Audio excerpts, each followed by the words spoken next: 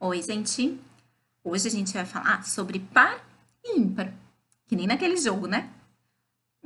Mas para começar a nossa conversa, quando eu falo na palavrinha par, o que vocês lembram?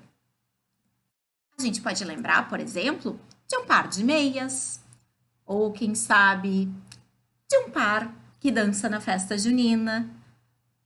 É mesmo, prof, par, a gente pode lembrar das nossas duplas. Então, a gente pode pensar no par como um conjuntinho de dois. Pensando nisso, vamos definir o que é um número par. A gente chama de número par todo aquele número que, quando a gente representa ele por desenho, a gente consegue formar duplas sem sobrar ninguém. Por exemplo, aqui eu tenho 1, 2, 3, 4 meias. Será que 4 é um número par? Vamos ver. Fiz um conjunto, uma duplinha. Fiz uma duplinha. Sobrou meia? Não. Se eu conseguir formar duplas e não sobrou nenhuma meia, então 4 é um número par. Ah, mas eu também falou que a gente ia falar de número ímpar, prof. Chamamos de número ímpar todos os números que, quando representados por desenho, sobra um termo que não faz dupla com ninguém. Antes da gente falar dos exemplos, eu quero lembrar uma coisinha com vocês. Esse im do ímpar é o mesmo im do impossível. O que é uma coisa impossível? É uma coisa que não é possível.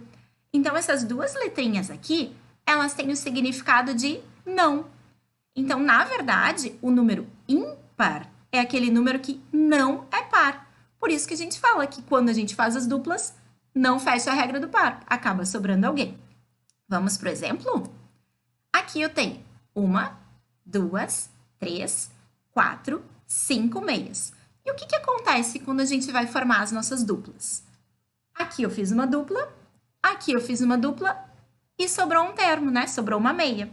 Como sobrou alguém, o que a gente entende? Que o 5 é um número ímpar. Agora, a gente vai olhar os números de 0 até 10. E vamos verificar quais deles são ímpares e quais deles são pares. O 0 a gente vai discutir daqui a pouquinho. O 1. O 1 eu não consegui formar dupla, né? Mas a regra do ímpar era que sobrava alguém. E no caso do 1, sobra alguém aqui. Então, o 1 ele é ímpar, ele não é par, não deu para formar dupla. Já o número 2, eu consigo formar dupla sem sobrar ninguém. Então, o que ele é? Par. O número 3, quando eu formei a minha dupla, sobrou aqui uma nuvenzinha. Então, ele é ímpar. O número 4, eu formei a minha dupla, formei outra dupla e não sobrou ninguém. Então, ele é par. Já o número 5, eu formo a minha dupla, formei outra dupla e sobrou alguém. E se sobra alguém, o número é ímpar. Número 6, formei minha dupla, formei minha dupla, formei minha dupla e não sobrou ninguém. Então, ele é par. O número 7, eu formei dupla, formei dupla, formei dupla e sobrou gente aqui, ó. Então, ele não pode ser par. E aquele número que não é par é ímpar. Número 8, formei dupla, formei dupla, formei dupla, formei dupla e não sobrou ninguém. Então, ele é par. Número 9, formei minha dupla, formei outra dupla, formei outra dupla, formei outra dupla e sobrou gente aqui. Então, ele é ímpar. E o número 10, formei as minhas duplas e não sobrou ninguém. Então, ele é par. Ah, mas tu disse que a gente ia falar do número 0, prof. Então, o número 0, ele não tem nenhuma dupla, mas também não sobra ninguém. E a regra para o número ser ímpar é que deveria sobrar alguém, né? Como foi no caso do 1.